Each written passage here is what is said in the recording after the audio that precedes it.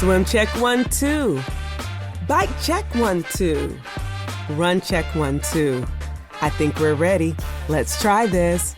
Welcome to the Try Beginner's Luck podcast, a podcast where we explore the sport of triathlon from a variety of perspectives to help beginner triathletes on their journey. I am your host, Mashonda Shines. Well, hey, y'all, and welcome back to another edition of Try Beginner's Luck. Whew, I tell you, when you switch times and you do something at a different time, it changes up your whole flow and it feels like nothing is coming together the way you want it to, but yet it's coming together perfectly at the same time. Do you ever have those moments? Well, I'm having one of those moments today, and it's okay, because that's who we are as triathletes is we learn how to adapt and transition, and we do it well, and we make the best out of all of the opportunities and the challenges that are presented to us. We present it back to them the way it needs to be. So with that said, my wig is on right, my lipstick is on, my glasses are on, and I have a guest that I want to introduce you to today. Yes. So this young lady, I was introduced to, I think just kind of through the DEIA, USA Triathlon Thrive for Change Summit. And we were all in these panel discussions, and then Endurance Exchange happened, and I kept seeing her name, and I was like, I want to know who this girl is. And then somehow we connected on Instagram, thanks to IG for, being a connector of sorts. And we have just been in connection. I've been following her story, but I really didn't know her story. You know how you know surface level about somebody, but don't really know? Listen, this young lady is that. She came into the triathlon space in 2015 after volunteering in 2014. And since, she is now a coach for 2 triathlon clubs and a run club, and she has a heart for beginners. So you already know I had to have her on. Well, let me just bring to you Coach Doc Halliday Golden. Doc, welcome to Try Beginner's Luck. Thank you so much, Mashonda. It is a true joy to be here, to connect with you real time, and to talk a little bit about triathlon. So thank you so much for having me today. Of course, I wouldn't have it any other way. I absolutely just love your story. From the way you grew up, I've had an opportunity to read. What I do is I kind of ask my guests, like send them out a pre-questionnaire to kind of help me, since we have a short amount of time to learn everything we need to learn. And so I send out a pre-question interview and I get information back, and I'm always wowed by all of my guests.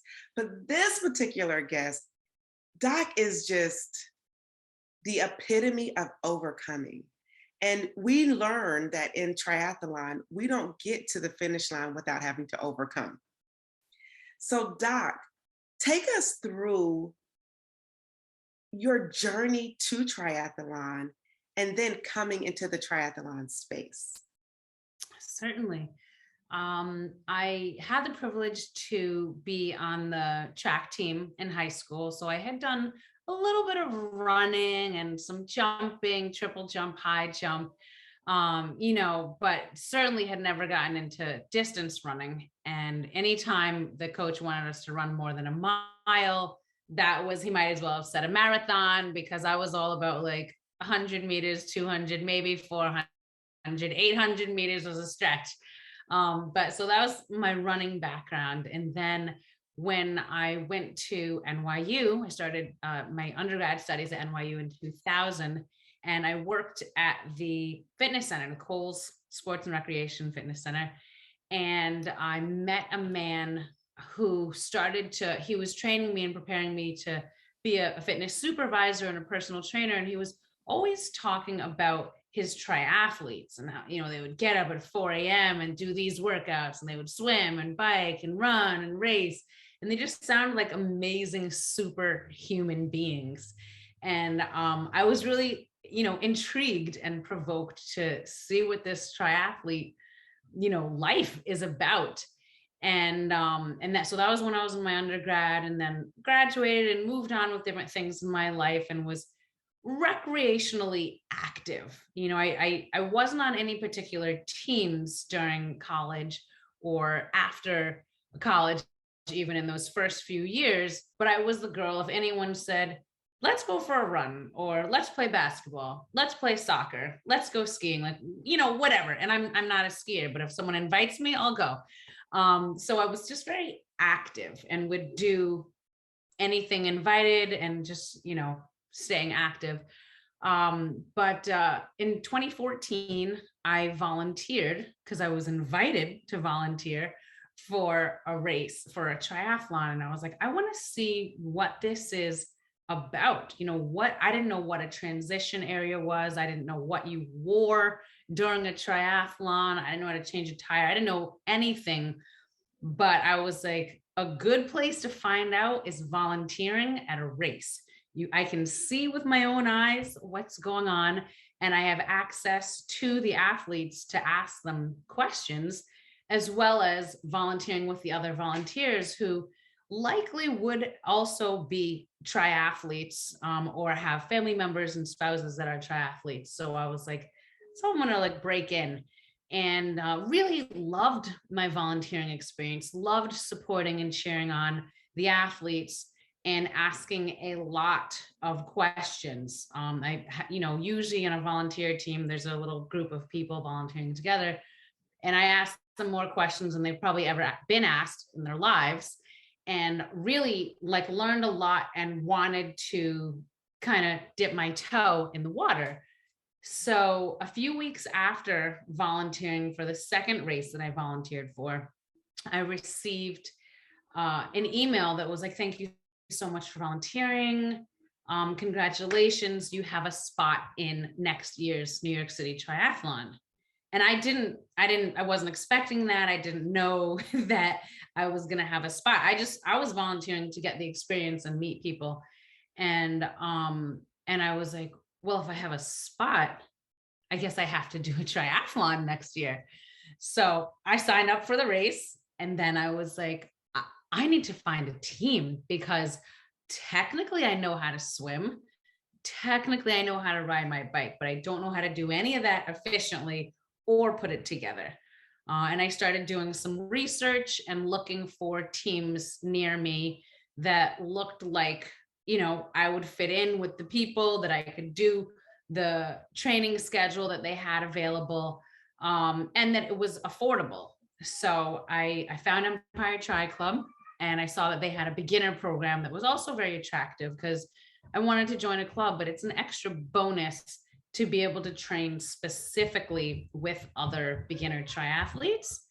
And that was the beginning for me. Once I joined that beginner program, and I had friends to train with, and I had coaches that were giving me education.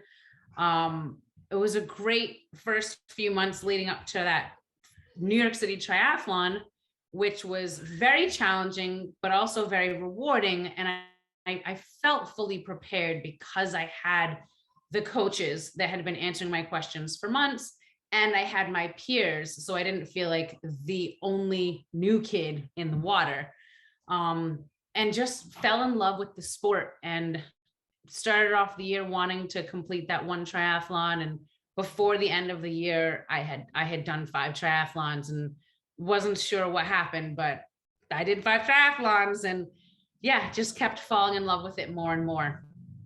So that's kind of how I got into this sport. Drank the Kool-Aid. Not only did you drink the Kool-Aid, but you absolutely did not flinch. Is there a party going on in your house? There's not a party going on, but there might be a small child making some sounds, and I apologize for that. She's like making some sounds. I'm like, what is happening over there? Because I need to be over there with Doc, because that's where the party is. And she didn't flinch. She was like, I am finishing my statement. I don't even know what that is happening. I love it. You didn't move. I was just like, I know I hear something. Well, anyway, if you heard something in the background, that's a small child making noises, and it's okay. No party going on. Volunteerism is one of the most incredible ways to get into any sport. And oftentimes, a lot of race directors need volunteers. So if you're listening to this and you are interested and you have not tried a race, volunteer. You will learn a lot. And even if you are an avid triathlete, volunteer because race directors need your help.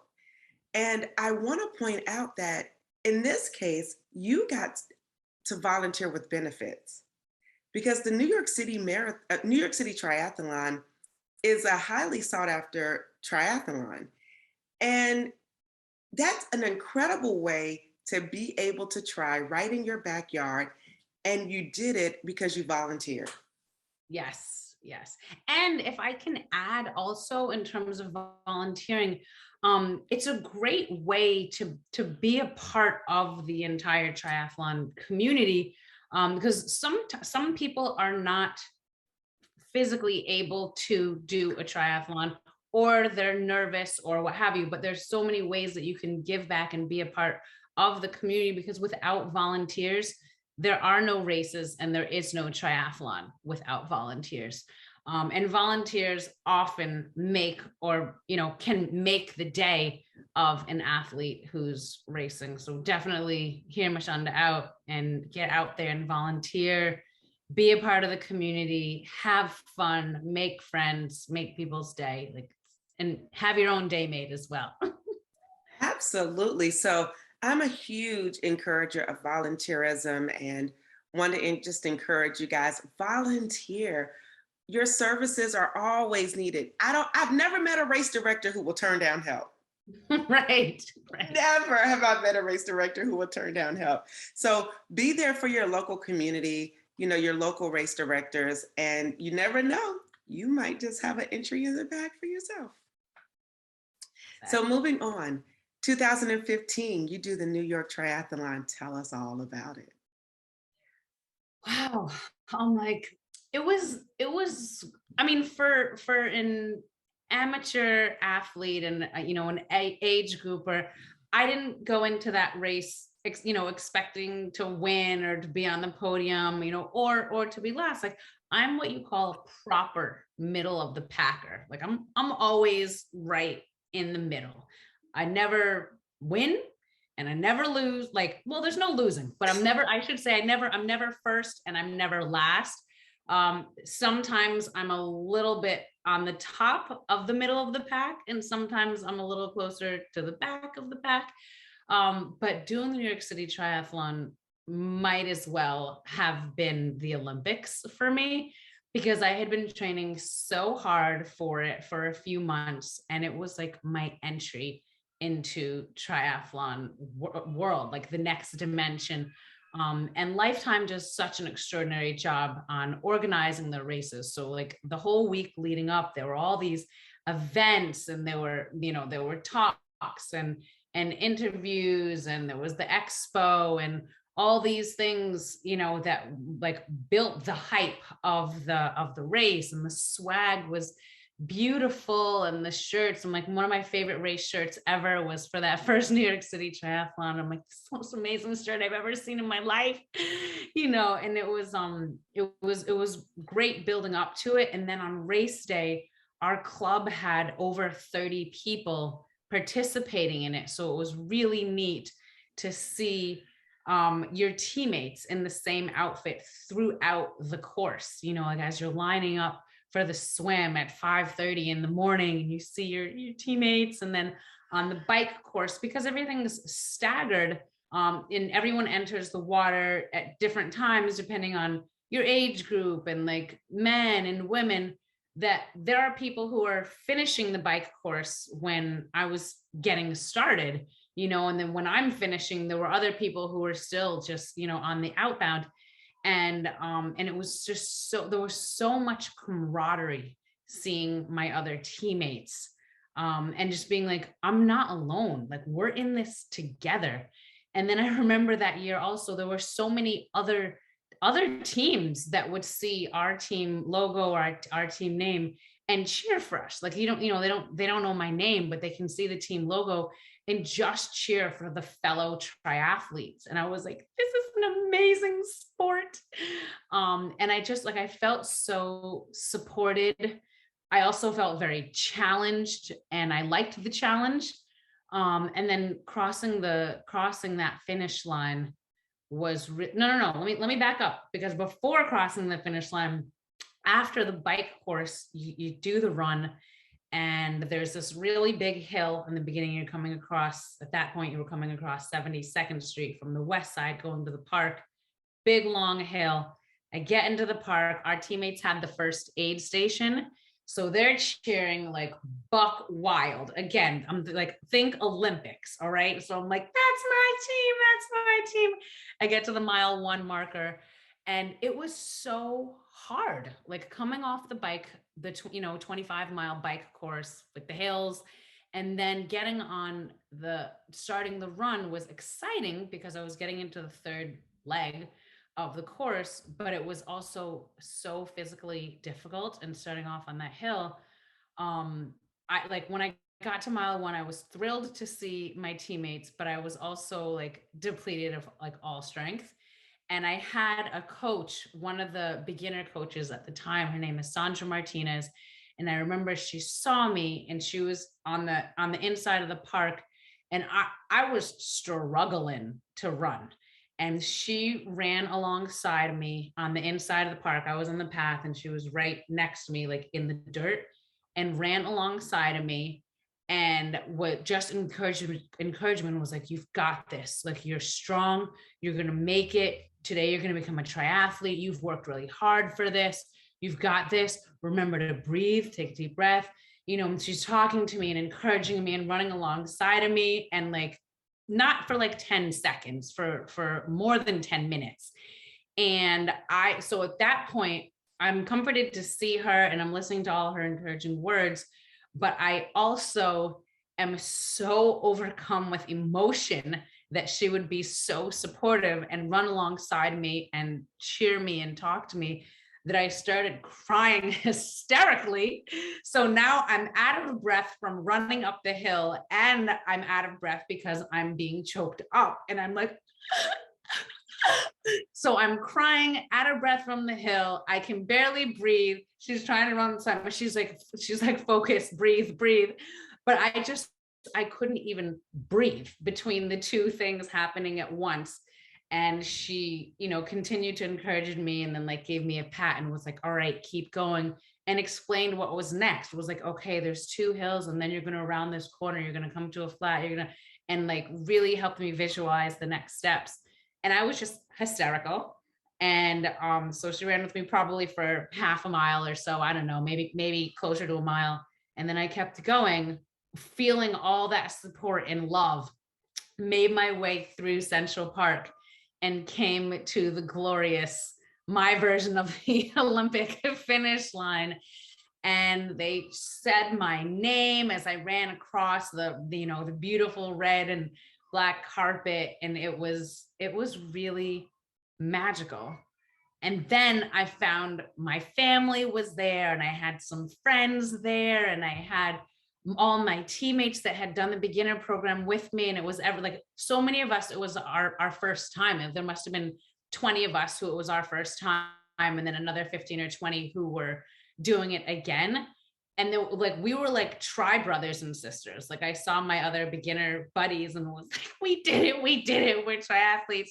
And we were literally like walking around like, like really the bee's knees, because there was just an extraordinary sense of accomplishment and family and love. Like I was so astonished that friends came out, and friends brought friends, being like, hey, my friend Doc is doing the New York City Triathlon, we got to go cheer her. And like they brought friends that I didn't know, and my uncle was there, and my sister was there, and friends from church, teammates.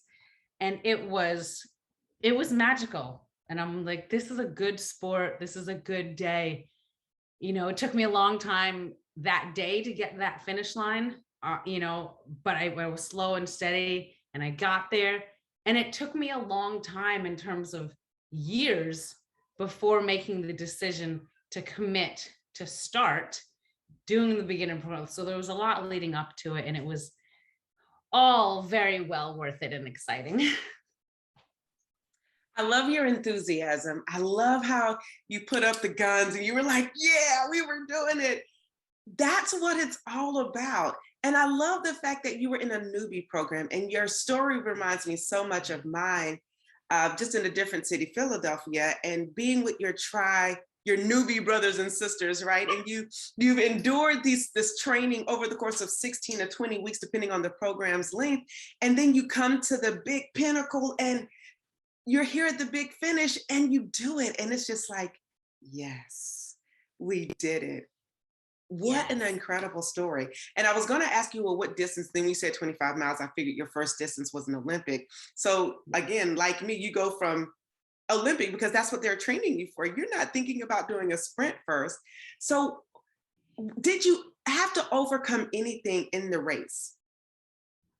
On race day, On a race day? Yes. Because you seem like you had a very good, like smooth entry until you came to the run. And the run is where you got your encouragement. But how was your bike and how was your swim? the excellent questions, and I really thank God that it was actually a smooth race. Like the sun was shining. It was a hot day because it was July, but it wasn't 100 degrees. It was a regular hot July day, which I always will take over a freezing cold day. And my swim was pretty fine. There was some apprehension swimming in the Hudson River. Like I didn't know how dirty it's going to be, how strong is the current going to be. But I had done some training. I had done some open water clinics with our club leading up. So it helped me get more comfortable with open water swimming. And it was just, I wasn't sure exactly it was going to be like. So I was nervous to get in the water, like that whole hour or so leading up. But as soon as I touched the water, I felt instantly comfortable. The water was very warm. It's salt water, so I was floating nicely. Like the buoyancy was great. Had my wetsuit on, and the current was strong. They had warned me that the current was going to be strong, and they're like, "It's going to be your fastest swim ever." And I'm like, "But you guys don't understand. I'm a slow swimmer." It was definitely my fastest swim ever, and so the rest of the swim went very smoothly. The bike course was hilly, but it was fine. Like I was expecting some of the hills, and I took my sweet time. I would be going up the hills and people would be like blasting past me, and I'm like, blast on, my brother. I'm going to take my sweet time climbing up this hill. And then I would fly down. There are people who are stronger on the uphills and stronger on the downhills, and I am comfortable and fairly fearless on the downhills, and would just really like go into the downhills with full confidence and hoping to build up more momentum to get up the next hill. And yeah, and had encouragement also from other cyclists along the bike course, and definitely was begging God throughout to not let me get a flat tire. And I mean, still to this day, like 20 something triathlons later, I'm still like, Lord, please don't let me get a flat tire. Please don't let me get a flat tire. Please don't let me get a flat tire. Of course, I know how to change a flat tire, but I don't want to have to in the middle of a race. So God kept me. I didn't get a flat tire, and then I went right into that run, and really grateful for, considering all the things that could have gone wrong, it was very smooth and good. I love that you say that prayer because that's one of mine too. I'm like, I'll take a lot of things, but please don't let me have to change a tire. No, Right. no, and no. But I wanted you to talk about the Hudson River because swimming in the Hudson River can present so many challenges. I've swam in rivers before, and this is weird. I don't think I've thought about this, and maybe I've said it before on the podcast, but I felt like there was stuff in the water, and then a day or so later, I was just sick because of swimming in the water. And so the Hudson is one of those rivers because you're in a big metropolitan area. All the things could be going through your mind. And the fact that when you hit it, you had your concerns, you were just so calm. That is so comforting to hear. Yeah. Yeah. Yeah. I mean, you've heard this phrase before, but literally, like when you're swimming in the Hudson River on race day, ain't nobody got time for that. Like there is no time to worry about what's in this water. Is it dirty? Is there this? Is there that? It is race day. So all I need to think about is getting in and out of this water, mind my business, stay on my path, keep my eyes down. Um, and it's not clear what, like it's murky water. It's the river. But and there's going to be some debris here and there. But it really was a fine, smooth swim. Lifetime is also very good about testing the water repeatedly to make sure, like leading up to the race, to make sure that it's not hazardous, because there are parts of the Hudson River and different times of year and after certain rainfalls and such where it is hazardous. And there are parts of the Hudson River, and I've read these articles that literally are clean enough to drink. So I'm like, the Hudson River is a big, wide, there's lots of variance, but it's a great swim. I mean, I've swum the Hudson River 5 times now. And it's always a good time. I love it. So are you doing the race there this year in I July? am not, I'm not racing it this year. However, a bunch of my athletes are racing it. So I'll be cheering from 6 o'clock in the morning until whenever the last finisher is, 12, 1 o'clock in the afternoon. And I'll be along the swim course. You can't really be along the bike course, but you can be at like the bike start. And I'll be all over the run course and the finish line cheering. I love it. I love it. So we'll say a pre-congratulations to all of your racers who will be racing the Lifetime New York Triathlon in July, because clearly this won't be happening in July. Well, we just say congratulations to you guys all in advance. So you did your first triathlon in 2015. You braved the hills of New York. You braved going through Central Park and its hills. You finished. And then you said, hey, I want more. What was more for you? And tell us the evolution of your triathlon career. Sure. So as soon as that race was finished and I was like rapidly thrust into triathlete world, I was like, this is good. I need more. And because I was involved with Empire Tri Club, it was very easy to ask around what other races are coming up. Like, what are you doing? What is this? What is that? Who's doing what? And I found a handful of more triathlons to sign up for that other teammates were doing. And so the New York City Tri was in July. And then I think my last race ended up being in October. I did one, I guess I did one in August, and then it would have to have been September and October, because the last one was in October and there ended up being 5 that year. And it was great. And that last one that I did was really hard. Also, it was the Montauk Tri. And I did an Olympic, same day they had a sprint version and a half Ironman, but it was bone chilling cold. And it was the weekend after a hurricane. I think it might have been Hurricane Floyd, but it was outside. It was in Montauk. So the winds had to have been like 30, 40 miles an hour. And I didn't properly study the bike course in advance. So I didn't know exactly where I was going. And I was way in the back of the pack because it was so hard with the hills and the wind. So that it was a good challenging one. And when we were getting in the water, you arrive and it's pitch black outside, 40-mile-an-hour winds. Maybe it was 50 degrees if we're lucky.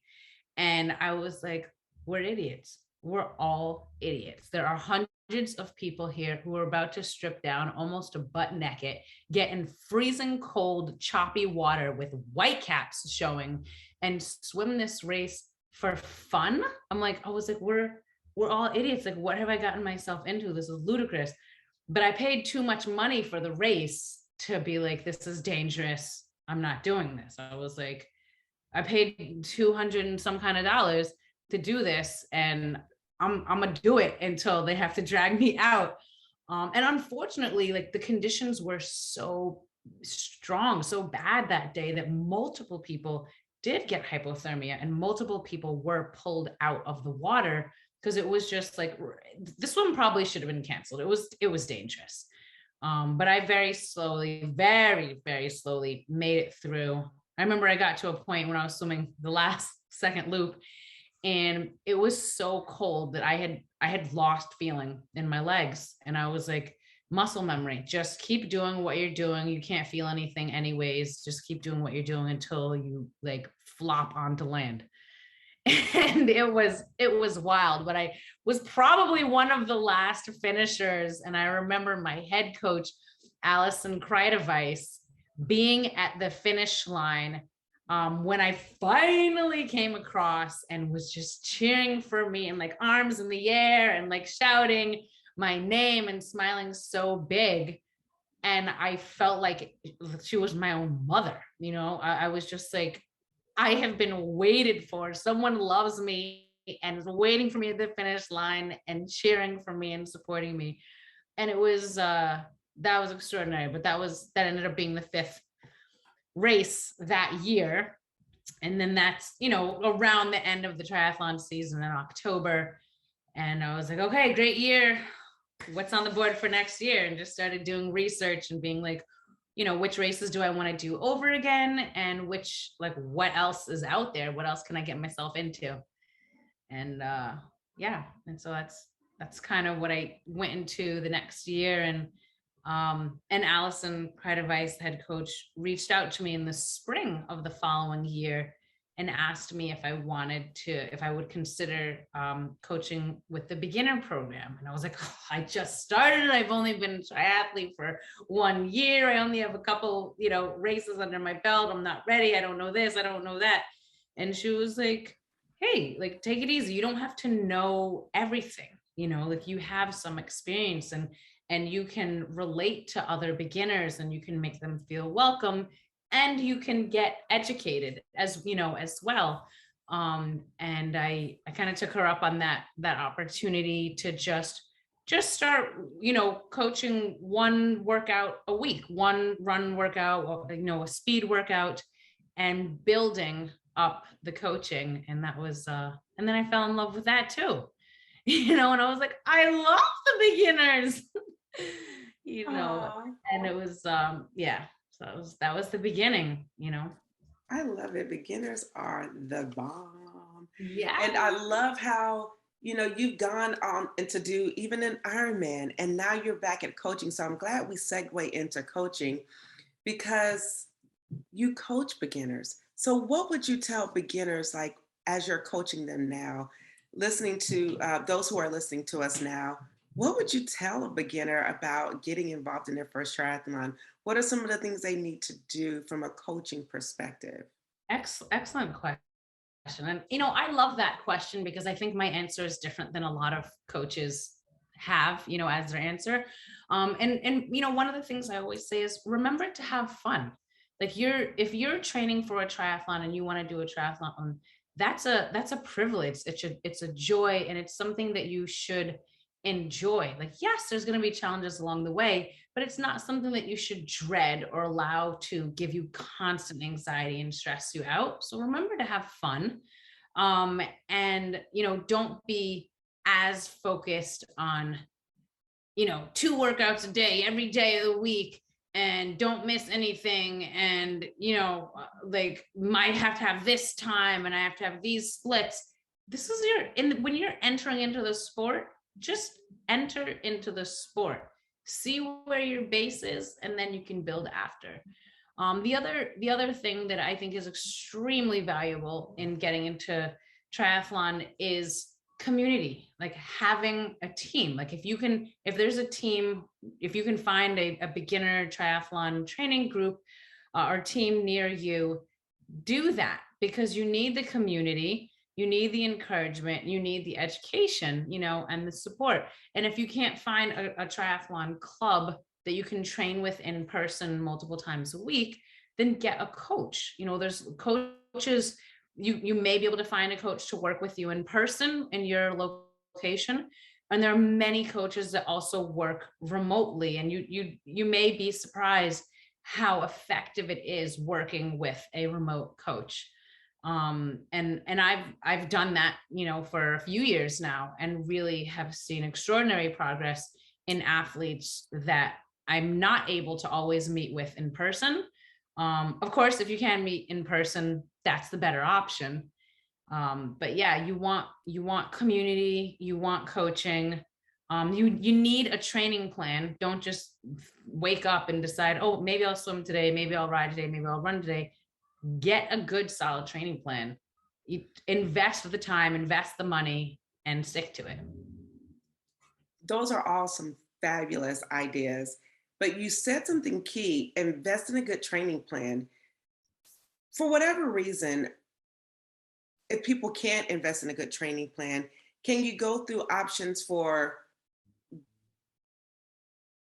free training plans that are out there, You training plans for purchase, and a coach who can make a training plan for you? Right. Yeah. Talk to Well, those. you there you go. I was like, you pretty much you said it all perfectly right there. But there are training plans available online.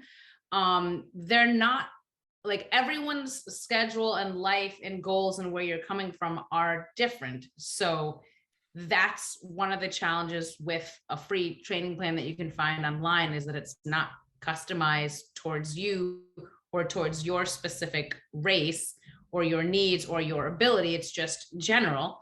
And now if that's all you have access to, then do find a free training plan.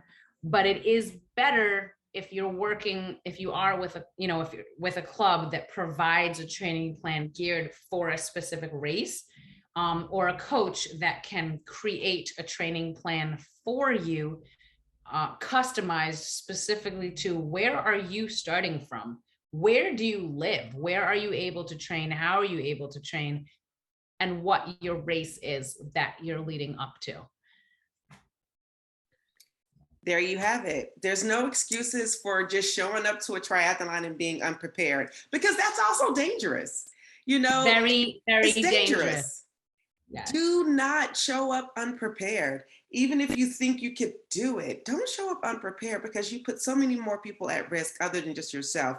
You put race directors at risk, you put other athletes at risk. So get a free training plan, get with a group, a newbie program in your area, get with a coach, or buy a training plan off of a training plan service that's out there. There's so many ways that you can do this and not have to put yourself and others at risk. Right. The other thing, what, thanks for saying that for a quick moment.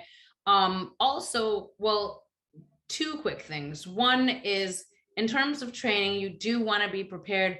It also makes for a much more pleasant experience if you train properly. You don't have to have so much anxiety and stress on race day, but it can be an enjoyable experience. And then there was one more thing that you just said about, what was the last thing that you just said? I don't know. I say stuff and it's in the moment. Perhaps was it Oh, yes, I for remember. That was your all I okay. needed was the look. All I needed Oh, was the look, and I remember. okay. For beginners, the other huge kind of reminder is that you don't have to have brand new, top of the line everything. Your first year in triathlon does not need to cost you $10,000. If you want to spend $10,000, I assure you, you will be able to spend every dime of the 10,000. But you don't need to. My first triathlon bike in 2015 is this one right here. Its nickname is White Lightning, ironically, because it goes slow and I equally go slow with it. But I bought that bike in 2015 from someone. It was sitting in their garage for 7 years. And it was, it was already old when I bought it. It had a few hundred miles on it, and I bought it for $400 from a friend of a friend. And that's what I've been doing most of my races on ever since then. And you can don't don't be quick to put limitations on yourself financially, just being like, oh, the sport's too expensive, I can't get into it. That's not the truth. There's a budget and strategic ways to go about it.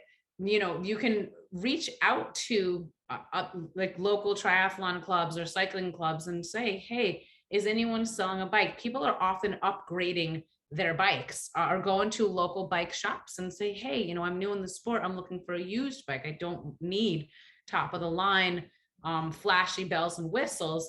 And then also in terms of other gear, there are like, have dialogues, have conversations with people and see what you're able to find for more affordable rates. And again, benefits of being a part of a club is that you can have those dialogue, like you have more access to more people with more stuff and more experience, more recommendations. And clubs, certain clubs also, like Empire Tri Club, we have, when all the members have discounts and relationships with local bike shops and vendors and gear, etc. And also often like discounts on races themselves. So it doesn't have to be super expensive.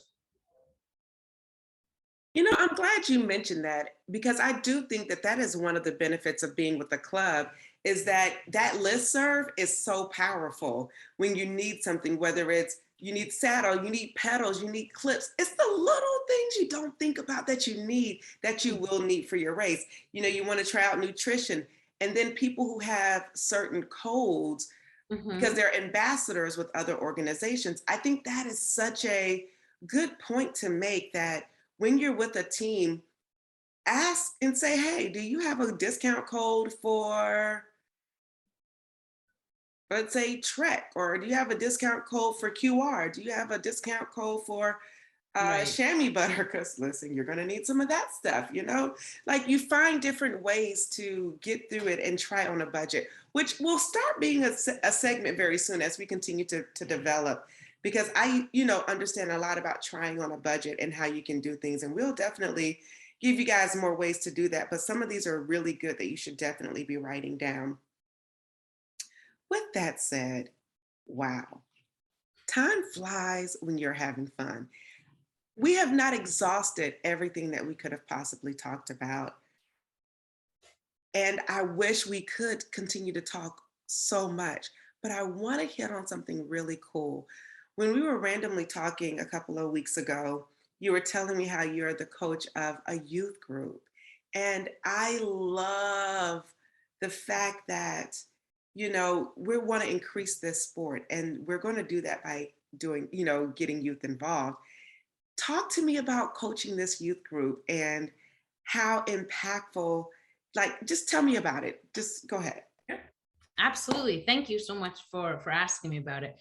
So yes, I am coaching for an organization called Trilatino, and they have a special juniors department that each year there is a 20-week training plan that helps high school kids prepare for their first triathlon. And that already is extraordinary because I didn't know what triathlon was when I was in high school and didn't start, enter the sport until I was in my mid 30s. And like, what a joy to get started young. And this program particularly works with high school kids, mainly like in the Bronx and in New York City. And it's an exceptional program. And the students don't have to pay anything. And we fundraise to provide the opportunities to the kids, particularly in inner cities. Like, I mean, in the inner city, it's very uncommon that kids know how to swim at all because a lot of kids don't have access to pools. or finances for training and different things, or even riding a bike. Like if people aren't from the suburbs and don't have bikes to ride around their neighborhood, it's like, where are kids in the city riding their bikes? So this program is geared especially for kids in New York City. And it starts in March and it goes all the way into the middle of June, where they'll do their first sprint triathlon. And I have the pleasure this year, I coach the run workout, I coach the strength workout, and I coach with two other coaches, one of the swim workouts. They have two swim workouts a week. They have a pretty rigorous 5-day a week training schedule that they're doing, strength, yoga, 2 swim sessions, a bike session, and a run session. And they have to give a commitment in the beginning that they're gonna come to all the workouts. Of course, like if an emergency happens, there's an excuse or an exemption. But they have to give their word that they're gonna take the program seriously and stick with it throughout the entire 20 weeks. And we have a beautiful orientation at the beginning of the season where we meet the students and we meet the parents and the coaches, and the board of Tri Latino juniors, to present the program to the families, and the coaches present ourselves to the team, telling them a little bit more about it and getting them excited for this tremendous journey and the opportunity that they have to train for triathlon. So we are maybe about 5 weeks into this year's program, and we have 9 girls. This is the first year in the history of the program, over a decade, that it's all girls. And I just love these young ladies. Like, they are determined. They are pretty focused for high school girls, and they are committed. Like, they show up and they put the work in. And even 2 or 3 weeks working with these girls, it was incredible, particularly to see the improvements at the swim workouts, which for a lot of them was a point of fear or tension, girls that didn't know how to swim at all or didn't know how to swim well, and them getting more and more comfortable with swimming, more and more comfortable being in the water, and really already starting to excel from where they started, is just a joy. Sometimes I show up at the workouts and I almost want to cry, just being just amazed at what an opportunity it is for them and what an opportunity it is for me. Like, I'm humbled to be their coach and the one who gets to share this passion and this life-changing experience, for me with them. And a lot of times in years past, the participants of the program have not just excelled in triathlon, but their behavior changes because they're learning so much about discipline, and their grades go up in school, and like all these great residual positive effects from being involved in the sport and being involved in a team that's supportive and encouraging, and they're getting more and more confident and stronger, and it's really beautiful. I bet it is. And I am so excited. And I really hope that we can figure out a way to get them on to talk about their journey and maybe do a pre journey, maybe in a few weeks, and then, talk to them right after their race to be like, oh my gosh, I just can imagine girls talking about, their journey and how they finished. I can just see the conversation now, but I would love to have them on. And I think it's so good that you're coaching these girls because they get to see someone who really wants to see them grow, someone who maybe resembles looking like them, who they can talk to, be able to resonate with. And so I just want to commend you for the work that you're doing, not only with beginners, but with these juniors, and raising up who our future generation of triathletes will be. So thank you for that. Oh my gosh, this has been so good. So That's a really important point, actually, that you mentioned about resemblance, representation, because that's also very special to me. Is that all the young women in this program are Black and brown young women, and that is not common in the sport of triathlon. And Wow. I have never had a brown female coach.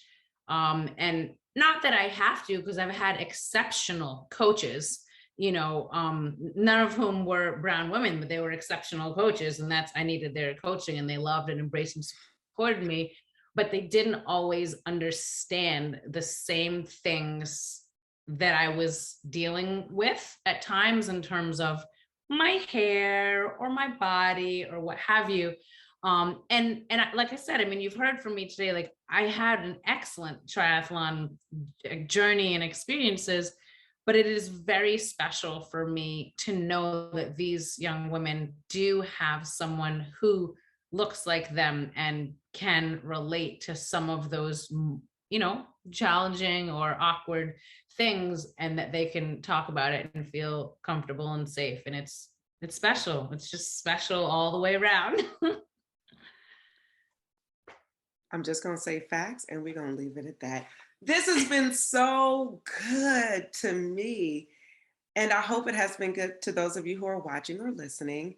And I just am going to brag on you for a little bit, Doc. Of course, we didn't get to go into all of the things of who you are, but you've done some incredible things, and you do some incredible things even in your, your professional career. Like, you are a bad chick.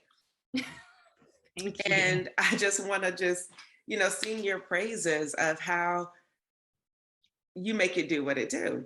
So here we go, everybody. Doc Halliday Golden. First of all, if you don't know who Doc Halliday is, I need you to go into research, because her name alone is iconic. Doc Halliday Golden. She is a motivational speaker. She has spoken in over 12 countries and orphanages and shelters. She has a BA in music education. She's traveled to 46 countries. She has done over 90 races. Yes, you heard me correctly. 90 races, 9 in the United States, 4 in other countries. She's done an Ironman. She's a 7 times 10 times marathon finisher now at this point. She is sponsored by Newton Running. She is a member of the Empire Triathlon Club. She is a coach with Empire Triathlon Club. She's a coach with Trilatina, and she's also a run coach with Hospital of Special Surgery. Is that correct? That's correct. Hey, I got it. Woo, my memory was flowing. Oh, I tell you, sometimes it gets to be a lot, and I'm like just talking and going fast. Well, ladies and gentlemen, this is Doc Halliday Golden. Thank you so much for being with us today. And now we're getting to the fun part of our segment where we get to do rapid fire questions. Oh boy. Okay. Yes, so rapid fire. Doc, you are an orator. You know how to speak. I do not want long questions or long answers, okay? Okay. Okay. Noted. I crack myself up sometimes. And then you guys really listen to me and take me seriously, which I appreciate. So thank you so very much. Favorite leg of the triathlon? Used to be the run. It's transforming now to be the swim. Okay, okay. Favorite post-race food? I literally will eat anything after a race. I just want to do it with people. They can be friends or strangers, but eating food with people after a race makes me happy. Sometimes it's a burger, but I just want to eat in the company of humans and tell stories. I am not mad at that. Favorite place to bike? River Road. I'm going to go with River Road. It is hilly, but there's minimal traffic. And so that's I like to stay away from the cars when I can. Okay, so my next question, this is a new one. Do you prefer hills, flats, or rolling hill terrain? I prefer flats, but I really do. A lot of people don't love the flats because you have to be pedaling, pedaling, pedaling. but I will pedal all day if I don't have to climb a mountain. But the flats around here, if you want to ride flat, you have to deal with a lot of traffic. And I've had accidents, and I just want to give the cars their space and keep my space. So if I have to ride hills to have a space, I'll ride hills to have a space. And ironically, so this is a question, it probably makes you faster on the flats because you have that power that you, Absolutely. That's 100% true. so Yeah. there's some benefits for those of us who don't like hills, ride the hills makes you faster on the flats. Yeah. And stronger. And stronger. Yes. Woo. Go to workout. Speed work, a run speed work. Okay. When you don't feel motivated, how do you push through?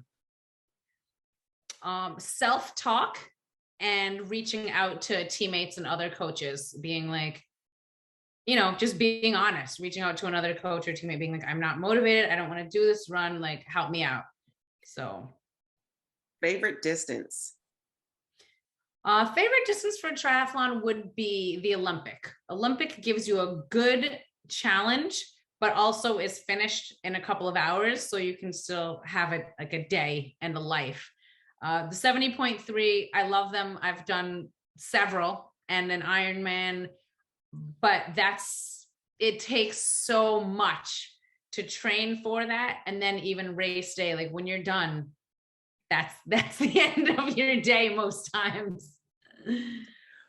Are you a transition minimalist, Goldilocks, where everything has to be just right, or a kitchen sink space hoarder where you bring everything to transition? I'm a bit of a minimalist. Okay. Yeah. At the end of the race, is it beer, wine, water, or what? I go usually water and sports drink, or water plus whatever's provided for free at the end. If they have hot, or if they have chocolate milk, it's chocolate milk. If it's Gatorade or Powerade, it's Powerade. But I pretty much go with what is provided for me for free immediately. Okay, and since you are a music person, I cannot let you go without finding out more about your music background. Or who's your favorite music artist? I don't have a favorite music artist. Mhm. And I have a lot more experience and love and passion with classical and jazz music, which Okay. don't always work for my workouts. So just in the past 2 years, I've been experimenting with more pop music. And one of my recent favorite go-tos, although I don't listen to music on most of my workouts, if I do, like on my bike trainer, Sia has been creeping in a lot. Sia's good. Sia's good. But I don't run with headphones. I'm a very strong advocate for no headphones on runs, because this is your moment, this is your time, this is your opportunity to be out in nature and disconnect.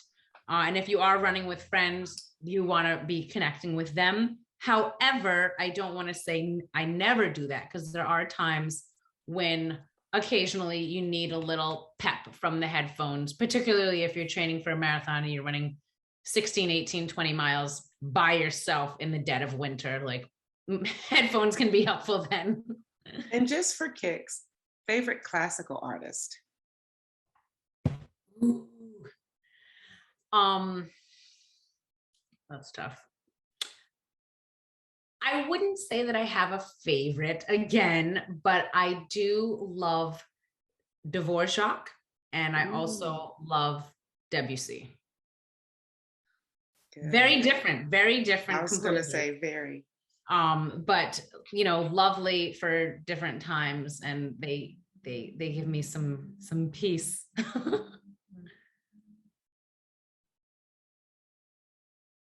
I'm going to go with that. Now, do you play an instrument? I'm trained as a classical singer. As a music educator, it is part of the requirements to be a music educator that you have to learn how to play all of the instruments in the band and the orchestra. So I have learned and spent a few months on each of the instruments in the band and the orchestra and the different families, but I wouldn't say that I play them. Like I know how to use most of the instruments, but I don't really play any actively. We'll still take you, we will take that. But Gustav Holst, that's what I was trying to think of for the last one. He's one of my favorite classical arrangers. Anyway, I can go down the line on classical music, being a musician myself. So I always like to geek out on music. Fun. So here we go. Thank you so, so much. Last question. Pee on the bike or get off and take a proper pee break? For the bike, get off and take a proper pee break. This is a confession that I have never made publicly, but during my Ironman Maryland, there were a lot of things going against me, and I was in jeopardy of missing the time cut off. If you miss the time cut off for the 112-mile bike ride in Ironman, you get, a DNF and you cannot finish your race. And it was Ironman day. I confess, I did pee on my bike during Ironman Maryland because I was on a time constraint of not being able to finish the race.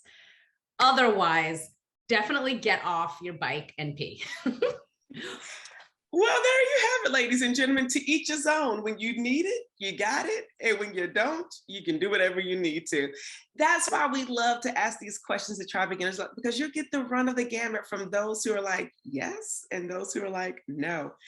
Whenever you try Beginners Luck, you already know you always win. I'm Ashonda, and I'm out. Until next episode. Peace. Thank you for tuning in and listening to this episode. We need your help so we can continue to try at TBL. So for more information on where you can find and subscribe to this podcast, visit www.trybeginnersluck.com. And don't forget, whenever you try Beginner's Luck, you always win.